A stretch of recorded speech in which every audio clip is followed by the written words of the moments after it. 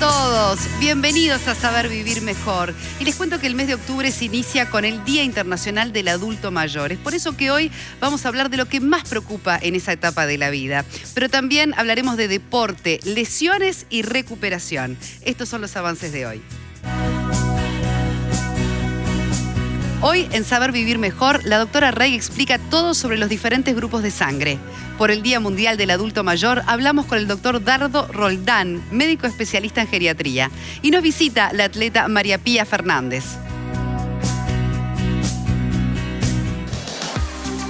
En Farmacia San Roque encontrás todas las maneras de vivir bien. sanroque.com.uy.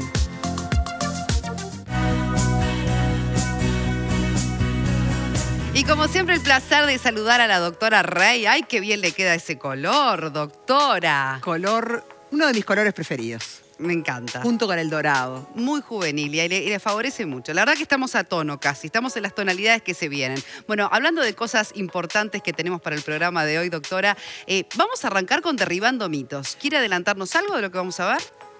Sí, es importante el cerumen de los oídos y eso es necesidad de estar limpiándolo permanente o qué rol y funciones tiene. Veámoslo. Me gusta. ¿El cerumen de los oídos es suciedad? No, eso es un mito. El cerumen es una secreción natural del cuerpo, específicamente de los oídos. Esta secreción cumple funciones fundamentales, como por ejemplo, ayuda a atrapar la suciedad y el polvo para que no entren en el canal auditivo. Forma una barrera protectora contra bacterias y otros organismos y protege la piel del conducto auditivo, la que es muy delicada y sensible. La limpieza excesiva del cerumen deja a los oídos sin su barrera de protección, aumentando las posibilidades de irritación o de infección. En condiciones normales, el oído tiene la capacidad de autolimpiarse gracias a los movimientos de la mandíbula. Sin embargo, es necesario remover el exceso de cerumen, pero de forma segura para que esto no se acumule y forme un tapón que pueda dificultar la audición. Los hisopos o cotonetes no están recomendados para la limpieza, ya que al introducirlos empujan el cerumen hacia adentro y pueden tapar el oído y dificultar la limpieza. Además, pueden causar daños en la piel. Si el exceso de cerumen no se elimina naturalmente, se debe acudir al médico, al otorrinolaringólogo, para realizar una limpieza segura. Hay que recordar que la presencia de cerumen, y especialmente en los niños, es indicador de que los oídos están sanos. Presenta Pronocal Nestlé Health Science. Perdé peso de forma rápida, segura y avalada por la ciencia. Bueno, me quedé con ganas de comentarle de lo del derribando mitos, así que tiro todos los cotonetes que hay en casa, pero no nos da el tiempo para seguir profundizando en eso, igual quedó clarísimo, porque hoy vas a desarrollar un tema aquí en la barra que es muy interesante, porque además todos tenemos que ver, todos tenemos nuestro grupo sanguíneo. ¿Ustedes saben a qué grupo sanguíneo pertenecen? Esa es la gran pregunta que nos va a desarrollar hoy la doctora, porque cada uno tendrá sus características, ¿verdad? ¿Cuántos grupos sanguíneos existen y cuáles son, doctora? Bueno, si bien en los elementos formes de la sangre, o sea, los glóbulos rojos, los glóbulos blancos, todos tenemos similares, todos tenemos glóbulos rojos, no todos tenemos los mismos glóbulos rojos. Y es lo que tú decís, hay diferentes grupos sanguíneos. Hace mucho tiempo se transfundía, mucho tiempo, estoy hablando, muchos años atrás, se realizaban transfusiones de sangre a sangre, de paciente a paciente, y se veía que algunos hacían reacciones con fiebre, que llegaban incluso hasta la muerte, reacciones de anafilaxia muy importantes. Y a partir de ahí se empezó a estudiar y se vio que hay diferentes grupos sanguíneos, que los glóbulos rojos expresan diferentes proteínas. Entonces, hay una primera gran clasificación que es el A, B o 0. Entonces, uno es del grupo sanguíneo A, va a tener expresado un antígeno A y forma anticuerpos que son como, vamos a llamarle como barreras protección, que cuando ve un antígeno B lo va a destruir contra el B. Los que tienen el grupo sanguíneo B van a expresar un antígeno B, o sea, van a tener ese antígeno en su membrana y forman anticuerpos anti-A. Y el 0 o O, que es lo mismo, 0 o O es lo mismo, es aquel que no tiene ningún antígeno en su superficie. Es el que está neutro. neutro. Todo le viene bien. Todo le viene bien. No sé si todo le viene bien o todo le viene mal. Vamos a ver por qué. Es al revés. Bien, porque él le viene bien a todo el mundo. El O es el... Es donante de todos los demás grupos. De todos los demás grupos. Pero él no puede recibir el grupo de sangre A porque va a tener los anticuerpos y lo van a destruir. Entonces, tenemos una primera clasificación que es A, B o 0, pero no termina ahí. También hay otro gran grupo que es el otro grupo de clasificación de los pequeños, de los antígenos que están dentro de la superficie del glóbulo rojo, que es el RH, que es un conjunto de anticuerpos que cuando está presente se habla de RH positivo o RH negativo. RH porque fue estudiado en los monos Reus y es de ahí que viene la denominación. Y como vamos cada vez diciendo menos palabras, ahora decimos A positivo, A negativo y le sacamos incluso al RH. Si nosotros utilizamos estas dos clasificaciones, vamos a tener 8 grandes grupos de sangre. A, B, que los tenemos acá. El 0, el A, el B, el AB, que es la mezcla de los dos. Y vamos a ver cómo el A tiene los antígenos A, pero no tiene los B. Y el AB tiene el A y el B. Y después, dentro de eso, podemos tener negativos o positivos. Doctor, algo importante con respecto a esto, porque uno sabe, por ejemplo, bueno, qué grupo sanguíneo tiene, si es A negativo o A positivo, en el caso de ser del grupo A, yo sé que soy A negativo, y el hecho de ser negativo tiene algunas características. Tiene características fundamentalmente, a ver, primero, esto es lo que más... ¿Es bueno saber el grupo sanguíneo?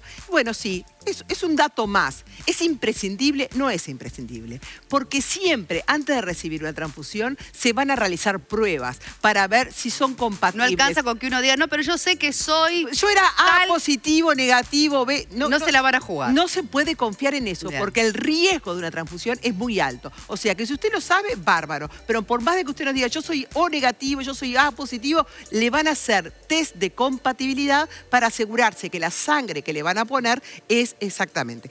Hoy por hoy no se transfunde sangre total, se transfunde fundamentalmente glóbulos rojos que ya se han limpiado, que ya se han sacado, o sea que cada vez ha evolucionado más para evitar los accidentes transfusionales. Bien. Eso es muy importante. Es muy importante también en las embarazadas, por eso a las embarazadas les van a estudiar y en el caso que si la mamá es negativa y el bebé es negativo, no hay ningún problema. Pero si el padre es positivo y hay riesgo de que ese bebé sea positivo, no en el primer embarazo, pero en el segundo embarazo hay riesgo de histocompatibilidad y por eso también se les hace un tratamiento a las embarazadas. Exacto. Se les da una vacuna. Se les da una inyección. Exactamente. Ahora, ¿es hereditario esto? Sí, los grupos sanguíneos son hereditarios. En mi casa mi padre es AB y mi madre es O. Entonces nosotros somos 6 hermanos, tenemos de todos los tipos.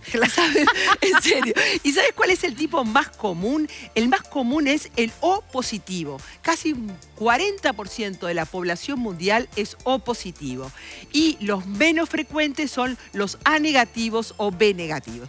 Lo que sí es muy importante, y esto creo que es vital, es que nosotros podemos dar vida. Podemos al nosotros donar sangre, estamos donando... No importa qué grupo tengamos, no importa si somos del grupo que solo recibe, que solo da, porque esas compatibilidades... Eso es re importante, porque... Como les decía, no solamente le van a sacar 450 mililitros, menos de medio litro, que rápidamente uno lo va a compensar tomando líquidos, con una alimentación adecuada. Y con esos 450 mililitros de sangre que usted le dan, le va a poder ayudar a 3 personas con glóbulos rojos, con plaquetas, con plasma, porque se van separando los diferentes componentes y no solamente sirve para el tratamiento de la anemia, sino para muchas enfermedades y es muy importante donar. Doctora, muy breve, en algún momento se corría, por ejemplo, la voz de que según tu grupo o si era muy complicado tu grupo, era bueno tener una lista de 10 donantes frente a cualquier circunstancia. Eso no es necesario. No es necesario, ¿verdad? No es necesario y hoy por hoy lo importante es tener los volúmenes necesarios, o sea, que el país los tenga, porque después esos se cambian y se intercambian en los diferentes bancos de sangre. Así que los invitamos a primero saber que no es imprescindible conocer su grupo sanguíneo, porque siempre se lo van a chequear antes de hacerle cualquier procedimiento, y a ser donantes de sangre. Excelente, muchas gracias, doctora. Bien claro, un tema muy complejo, por cierto, y nosotros ahora continuamos con más salud y bienestar. Vamos a ir a una nota de Audical que esta vez habla sobre el cerebro y la pérdida auditiva, esa relación tan específica. Audical, tiene sentido que nos elijas. 18899. La pérdida auditiva puede tener efectos negativos en nuestro cerebro. Si cuando estamos privando a nuestro cerebro de cierta información, también estamos haciendo que él trabaje menos. Entonces, hay una serie de cosas que nosotros podemos hacer, que a nivel científico se dicen los factores potencialmente modificables, para que nuestro cerebro se mantenga más estimulado trabajando, y eso también nos ayude con todo lo que es lo cognitivo, que sabemos que a medida que envejecemos hay una tendencia a ir perdiendo ciertas funciones. Entonces, la pérdida auditiva es uno de esos factores que, bueno, que a la larga, por no estimularla, por no tratarla, nos va a afectar negativamente. ¿Cómo? Primero, que estamos privando al cerebro de sonidos, ¿sí? Por lo tanto no estamos trabajando esas áreas. También la audición está muy implicada en otras funciones como es la atención y la memoria. Y bueno, es secundario a eso, que a veces no es tan visible, pero no deja de ser lo más importante. Nos aislamos socialmente, tenemos más estrés por escuchar, tenemos más predisposición a tener depresión, y bueno, y eso no ayuda en nada al bienestar y a la salud en general de todos. Entonces, bueno, cuando empezamos a estimular otra vez la pérdida auditiva, cuando nos equipamos con los audífonos, cuando lo empezamos a tratar, todo eso se empieza a devolver, empezamos a mejorar. Entonces, directamente, o sea, estamos estimulando todo lo que es lo cognitivo y nuestro bienestar en general, estar en contacto con los demás y devolvernos un montón de cosas que ya no estábamos haciendo. Y eso es lo que lleva más a la edad cuando somos mayores, que sabemos que no nos podemos quedar. Entonces, muchas veces, al tener la pérdida auditiva, dejamos de hacer cosas para no enfrentarnos a eso, y eso nos lleva a quedarnos cada vez más. Y el cuerpo necesita seguir en actividad, necesita estar en contacto con los demás. Incluso cuando usamos los audífonos podemos mejorar la comprensión del habla y potenciar todas esas partes cerebrales que hace un tiempo de repente no están trabajando tanto. Entonces, bueno, de esa manera es que incidimos en nuestro cerebro, incidimos en nuestra capacidad cognitiva y mejoramos todo lo que es el bienestar y la salud. Y para las personas que ya usan, también es importante recordar que cuando nosotros indicamos el uso, no es algo que yo puedo ponérmelo para ir a un cumpleaños o ponérmelo para mirar la tele, sino que realmente para incidir positivamente en nuestra cognición, en nuestro cerebro, estimular la atención, la memoria, necesitamos usarlo constante. Yo siempre les digo que por lo menos un mínimo de 6-8 horas, lógicamente depende del estilo de vida de la persona y demás, de continuo, pero para mantener estimulado realmente y así sacarle mejor beneficio y bueno, y potenciar todo lo que es cognitivo y también mejorar un poco lo que es la calidad y el bienestar general de la persona. Gracias. Y les contábamos que el pasado 1 de octubre, así se iniciaba el mes, con el Día Internacional del Adulto Mayor, declarado por la Organización Mundial de la Salud. Y lo cierto es que vamos a estar profundizando al respecto con el doctor Dardo Roldán, médico geriatra y también presidente de la Sociedad Uruguaya de Gerontología y Geriatría, para conversar sobre todo cuáles son los retos, cuáles son los objetivos, qué más preocupa, ¿verdad?, cuando se llega a esa etapa de la vida. Bienvenido, doctor, es un placer recibirlo. Muchas gracias por la invitación y muchas gracias por recibirme. Bien, cuando hablamos del Día Internacional del Adulto Mayor, hablamos siempre o cada año, de una propuesta, de un eslogan, de un lema con el que se busca generar conversación, diálogo. En este caso, ¿cuál ha sido el impuesto? Este año el lema es la resiliencia en las personas mayores, luego de haber vivido también estos procesos de pandemia y de cambios tan bruscos. Y esta generación ha sido una generación muy resiliente, sobre todo también en los cambios anteriores. Han pasado por todos los cambios tecnológicos, por un montón de situaciones que se han tenido que ir adaptando desde los momentos que trabajaban hasta ahora, y tuvieron que volver a adaptarse porque fueron los que más tuvieron que quedarse quietos o adentro en este proceso de la Eran pandemia. los más amenazados, ¿no? Claro, los que aún tienen bueno, eran los que tenían mayor riesgo de vida también, ¿no? Claro, entonces se protegió el riesgo de vida y también se aumentó el riesgo de otros problemas de salud y sociales y emocionales que hoy están adaptándose nuevamente a esa nueva forma La consecuencia de esa vivir. pandemia, de ese encierro, de ese tiempo que fue mucho tiempo para Exacto. las personas que están en determinada etapa de su vida, ¿verdad? Sobre todo las que estaban con mayor actividad, porque la gente que más sufrió era la gente que era mayor, que tenía alguna comorbilidad, que tenía algún problema de salud puntual, pero que a su vez iba al club a hacer ejercicio, iba a otro lugar a juntarse con gente, a hacer Se le actividades salió recreativas. la actividad física, la vida social, la vida Todo. relacional, la vida de familia, o sea, como hubo mucho. ¿Y cómo ves a esa gente hoy? ¿Cuáles son las preocupaciones que tienen?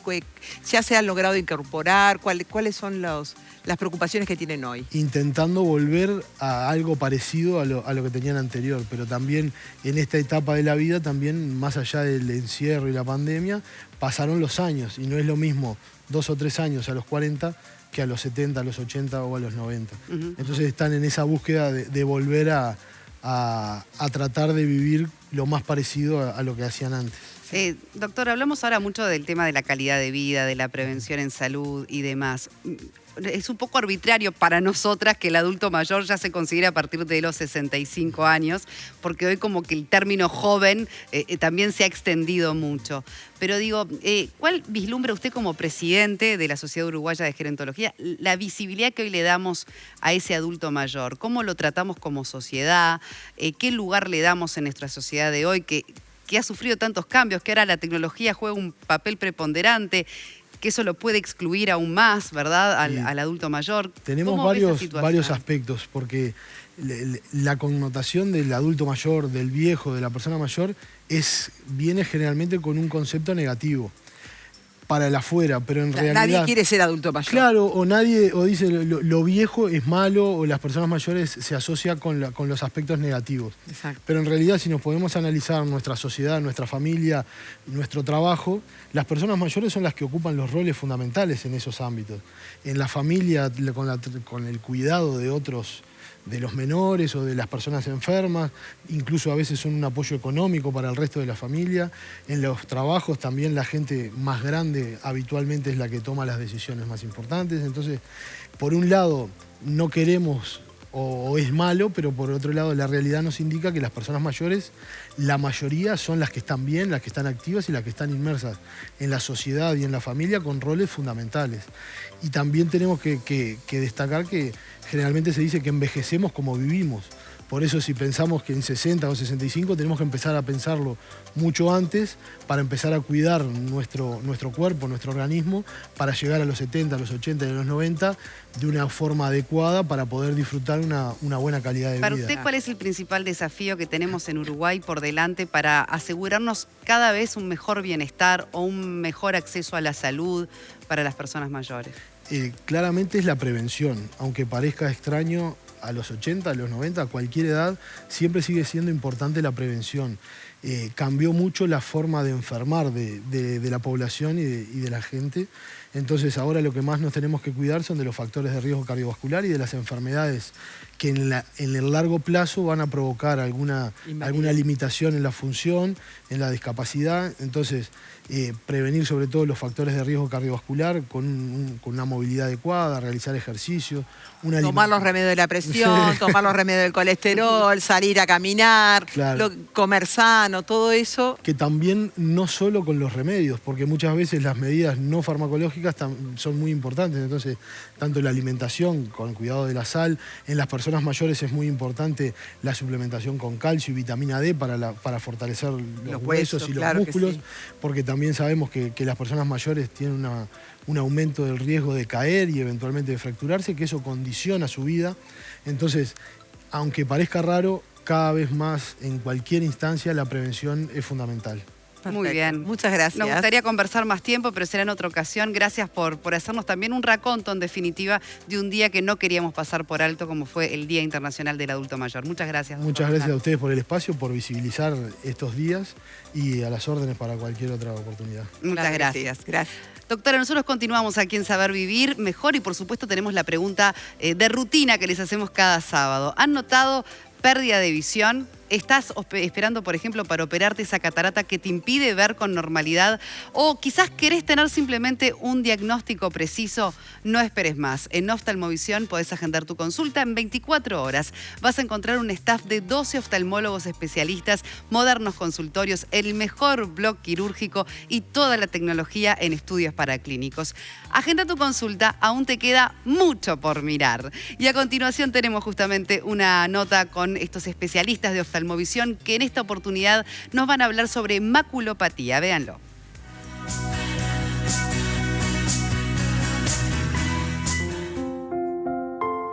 La degeneración macular es un problema de la retina que afecta principalmente lo que es el área central de la retina, que es la mácula.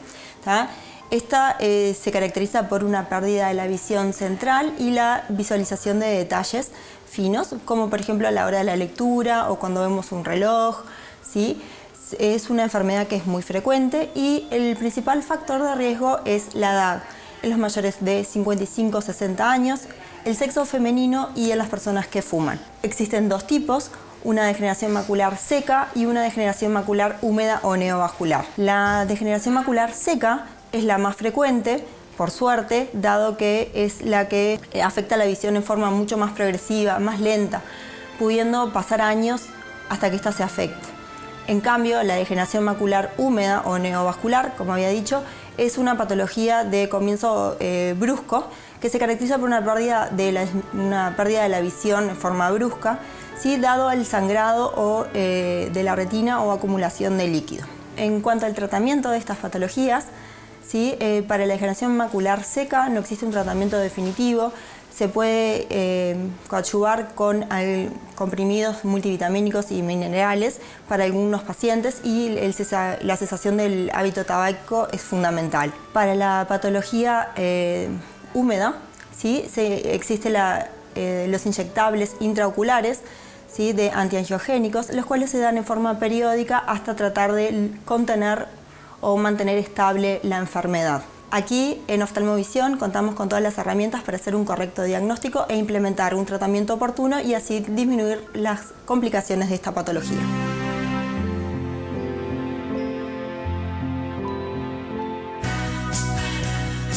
Y continuamos en Saber Vivir Mejor con más preguntas de rutina. Quizás, y esto se lo pregunto a las mujeres, les pasa que a menudo cuando se ríen, cuando estornudan o al hacer ejercicio experimenten pequeñas pérdidas involuntarias de orina.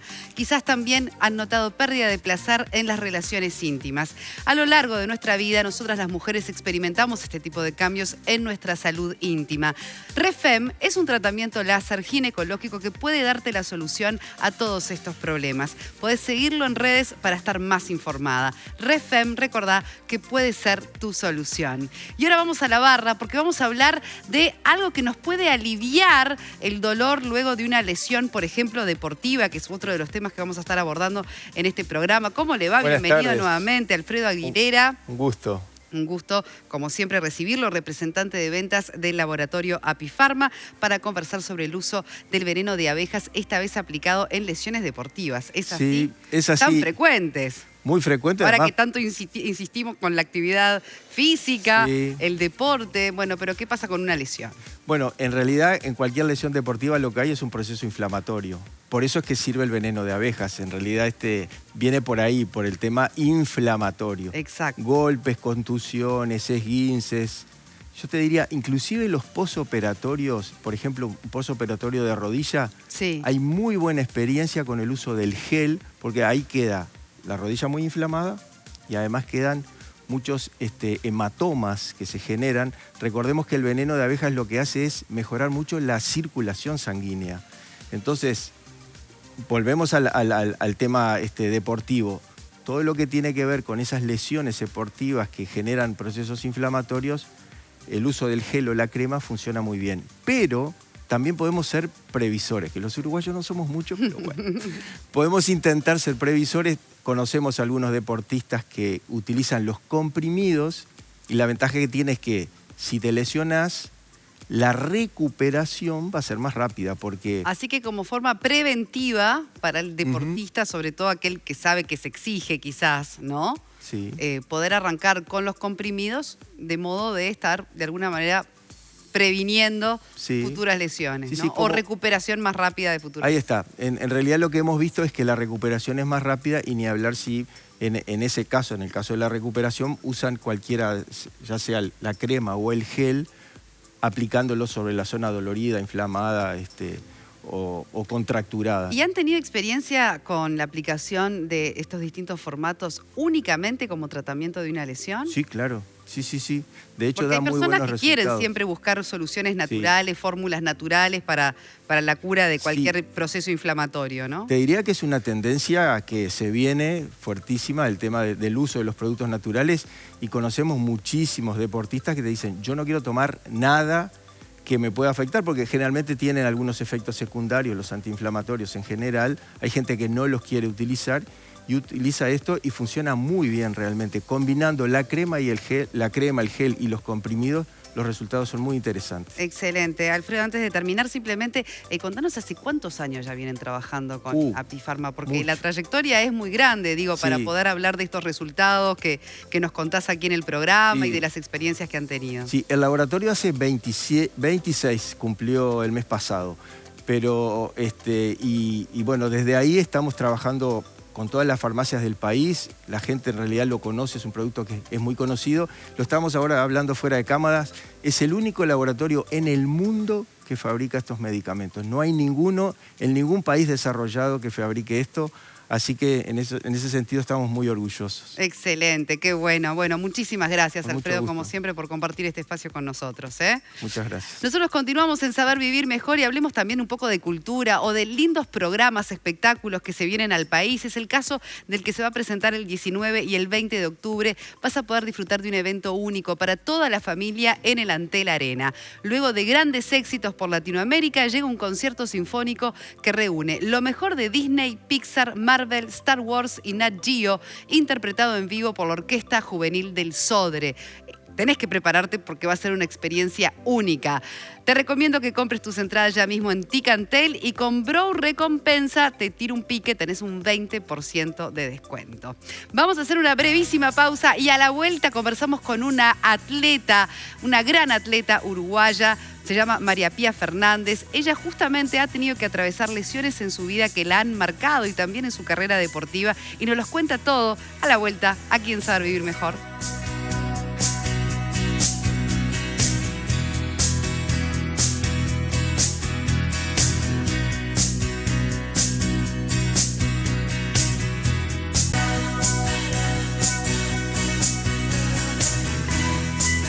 Este espacio es una presentación de Clínica Oftalmovisión, centro quirúrgico de alta especialización, referentes en todas las áreas de la oftalmología, cirugías oculares, estudios paraclínicos y consultas.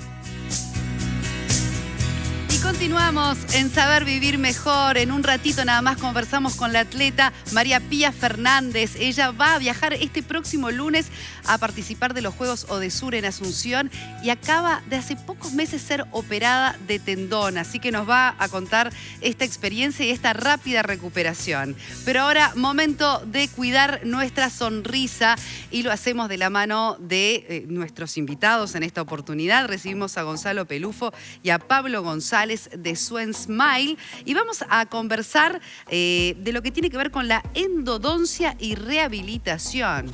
Muy bien, pero antes me tienen que explicar qué es la endodoncia. Bueno, buenas tardes. Bienvenidos. Buenas tardes a todos. Muchas gracias por dejarnos compartir en este espacio algo de un poco de lo que hacemos.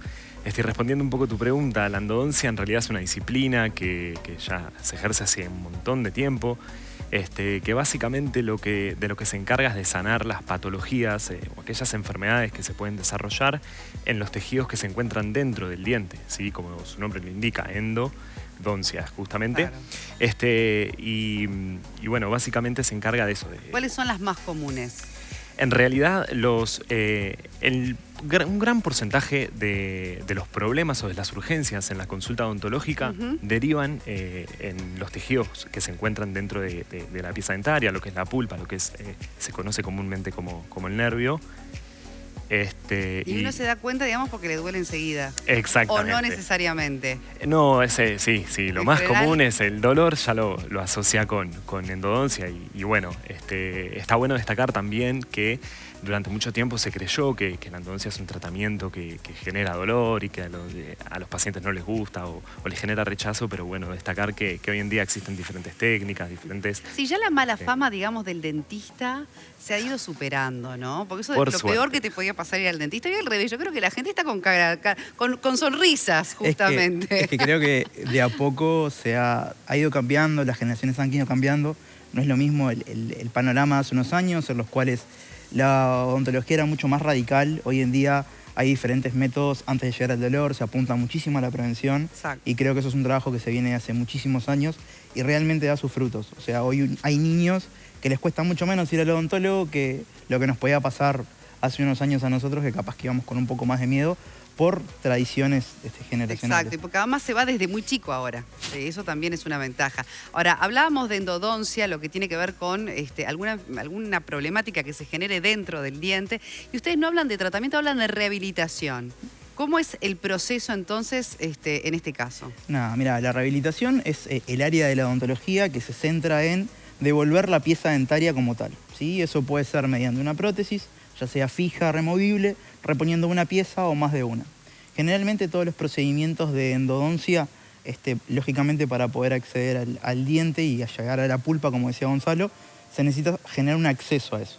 Y eso luego necesita de la rehabilitación para justamente poder devolver el diente, devolviendo tanto la estética como la función, que es totalmente de las cosas más importantes. Uno ve la boca y lo primero que piensa es en la estética, mi sonrisa, un montón de cosas, pero lo ideal es que haya una función una boca saludable. Que complemente exactamente la estética. Ahora, ustedes, digamos, se identifican como odontología digital y digo, también la rehabilitación es digital, de cierta forma. A ver si nos pueden explicar ese concepto. No es que lo hacen por Zoom, pero en cualquier momento. Sí, no falta mucho, mirá, te diría. Sí, nosotros en la clínica somos una clínica odontológica digital, la cual realizamos todos los procedimientos en base a escaneos intraorales. ¿Qué es el escaneo y cómo se hace? Se hace mediante un escáner intraoral que antiguamente la gente que está del otro lado de la televisión conoce mucho lo que se utilizaban las pastas, que generaban arcadas, incomodidad a los pacientes. Es verdad. Bueno, nosotros en la clínica tenemos un escáner intraoral que es del tamaño un poco más grande que una lapicera, por decirlo de alguna manera, que va en la boca, tiene una cámara y lo que hace es reproducir tridimensionalmente tu arcada, tanto inferior como superior, y su relación.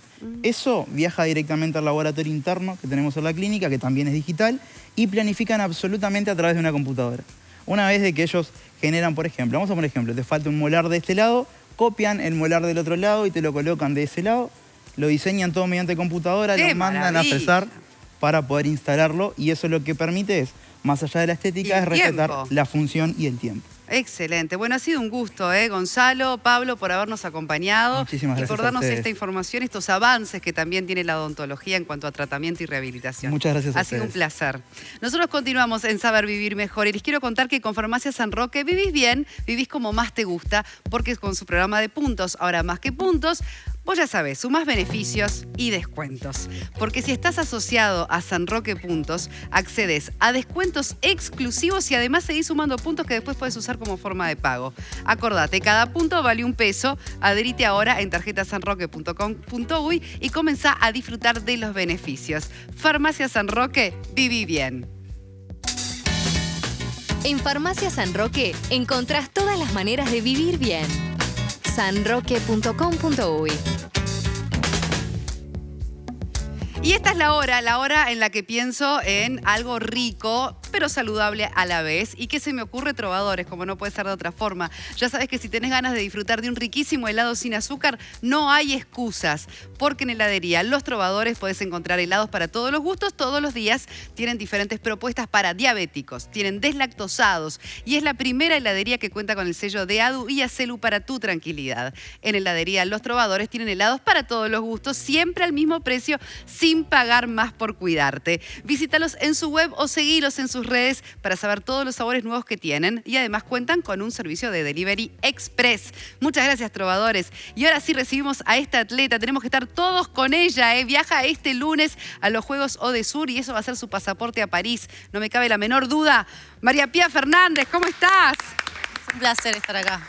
Qué gusto recibirte. Bueno, María Pía, ¿qué trayectoria la tuya? Nos gustaría arrancar un poco repasando algunos hechos y después ya poder concentrarnos en el presente. Para empezar, vamos a decir que sos especialista en los 1500 metros llanos y en los 800 metros llanos. ¿Es así? Sí, perfecto. Mi disciplina en estos últimos años, mi disciplina favorita, digamos, la que más me he dedicado, la que más he desarrollado, son los 1500, pero sí, corro 1500, 800, 3000. Lo que te pongan adelante, ya con vallas, sin vallas, ya corre. Sí, tal cual, y además sos estudiante de fisioterapia. Sí, actualmente estoy haciendo el internado, en diciembre ya termino la carrera, así que bueno, también muy contenta con eso. Bueno, y 27 años tiene María Pía. Ahora sí, doctora, puede empezar a preguntar. No, y María Pía se hizo muy conocida, creo, de los que lo seguimos en el atletismo, fue la carrera de Tokio del 21, porque eran los Juegos, las Olimpiadas del 2020 que se pasaron para el 21. Exactamente. Y que en esa carrera de los 1500, unos días antes te lesionaste y la decidiste correr,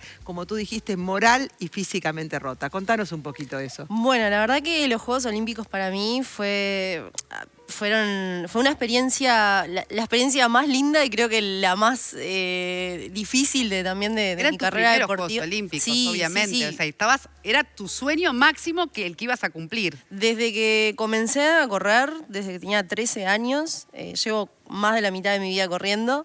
El sueño era estar en los Juegos Olímpicos. Creo que es el sueño de cualquier deportista. Claro. Entonces, un mes antes, cuando clasifico a los Juegos Olímpicos, la verdad que fue increíble. Fue una sensación de alegría, de emoción, de cumplir ese sueño máximo. Cuando llegamos a Tokio, vivir en la Villa Olímpica. Y contás todo lo lindo, todo el esfuerzo, todo el sacrificio, todo el entrenamiento, toda la lucha. Bueno, llegás a Tokio, además, cerquita. Sí. ¿Y qué pasa días antes de la carrera? Bueno, estábamos con mi entrenador, Sebastián Allende, haciendo un entrenamiento que hacemos siempre habitual, previo, sí, una activación. Esto era 4 días antes de competir. Y estoy haciendo una serie en la pista y siento como esa sensación de pinchazo que mirás hacia atrás y decís, ¿con qué me tiraron? Y bueno, no, fue el sóleo, fue el músculo del sóleo, donde yo más o menos en ese momento me acuerdo que me senté, me largué a llorar porque sin diagnóstico previo ya me lo imaginaba, o sea, ya conocía esa sensación. Después de ahí, bueno, fuimos a la Villa Olímpica, me hicieron todos los estudios, resonancia, etcétera. Y bueno, cuando me dicen que es una distensión de una micro rotura de 9 milímetros, me acuerdo que en la zona del pie. En la zona digamos, de la pantorrilla, en la mitad de la pantorrilla, en el sóleo. Me acuerdo que se me vino el mundo abajo, porque era eso que hablábamos recién, o sea, son muchos años, mucho esfuerzo, mucho sacrificio. Ahora, María Pía, como no tenemos todo el tiempo que quisiéramos, te llevo al día de la carrera, 4 días después de que te pasa esto, con toda la frustración que me imagino deberías tener. Decidiste correr igual, haciéndote vos responsable de esa iniciativa, con dolor. Y ¿Cómo sin fue? Muchos apoyos, me imagino. Yo soy tu entrenador y te digo no. De ninguna forma. Es decir, no podías volverte de Tokio sin al menos haber pisado esa pista y haber sentido que habías corrido la carrera de una forma, ¿verdad? Sí, tal cual. ¿Cómo te impulsaste? ¿Cómo fue ese momento, esa decisión? La verdad, los días previos fueron duros porque me senté con mi entrenador, con mi médico.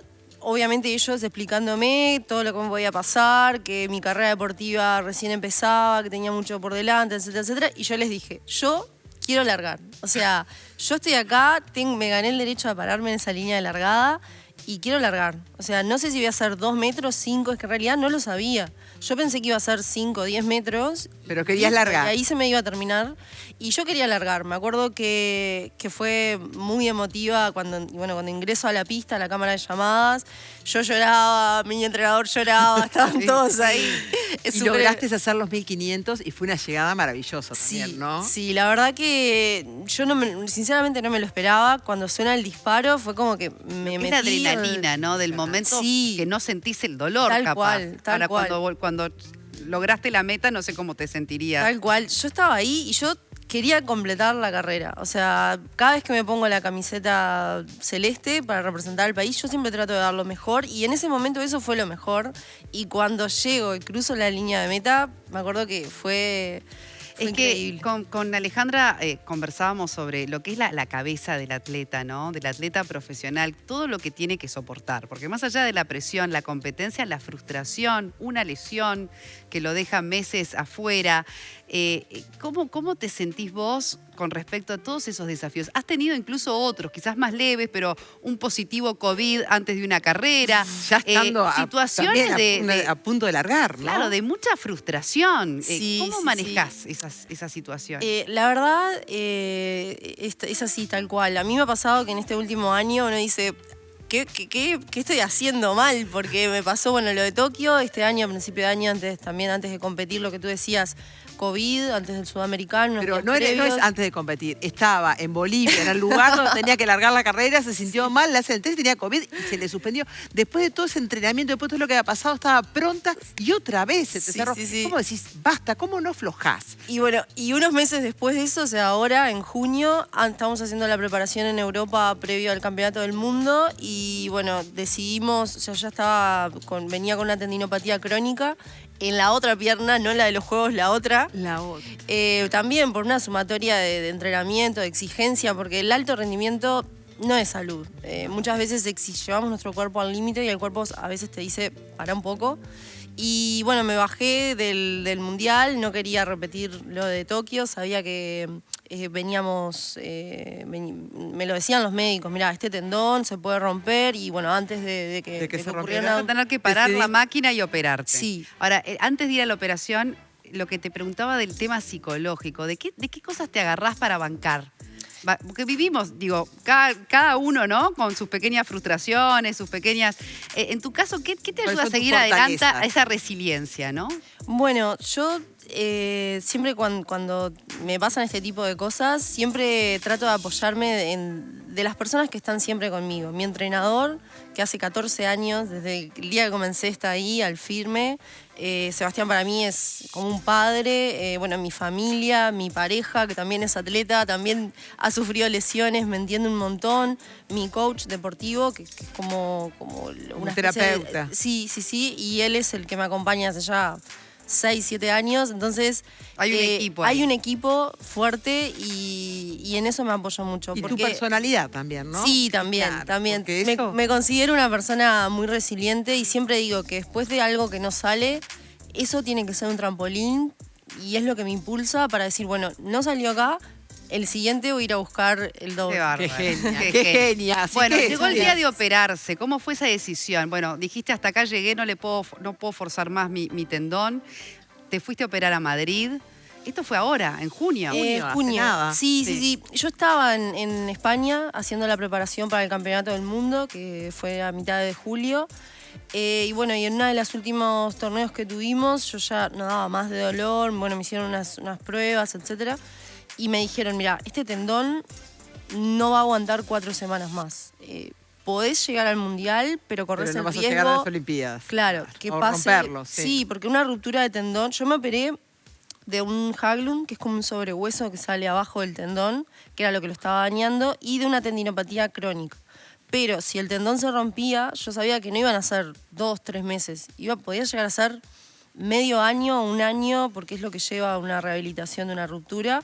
Entonces dije, con los Juegos Panamericanos el año que viene en la mira, los Juegos Olímpicos en 2 años, no me puedo permitir arriesgarme. Entonces hice lo opuesto que hice el año pasado. Dije, hoy voy a decidir parar, voy a decidir cuidarme, escuchar el cuerpo, que mal o bien las lesiones son eso, o sea, es el cuerpo diciéndote... Pero tenés un poder pará. de recuperación muy interesante, porque ya hacia el lunes se va a estar corriendo. Exacto. ¿Cómo fue ese proceso? Te operás ahora el pasado 22 de junio más o menos, y en tan poco tiempo, ¿estás para correr? ¿Estás para tomarte el avión el lunes?